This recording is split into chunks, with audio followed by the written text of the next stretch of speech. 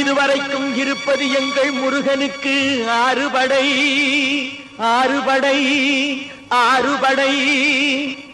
இன்று எங்கள் மருதமலை கோயில் ஒரு ஏழுபடை ஏழுபடை ஏழுபடை.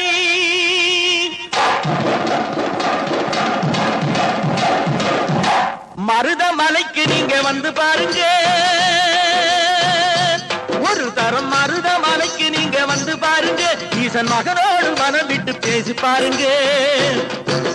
மருதமலைக்கு நீங்க வந்து பாருங்க, ஈசன் மகனோடு மனம் விட்டு பேசி பாருங்க. தீராத வினைகள் எல்லாம் தீர்ந்து போகுங்க.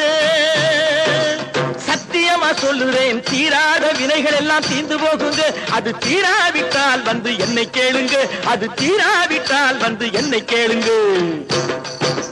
மருதமலைக்கு நீங்க வந்து பாருங்க.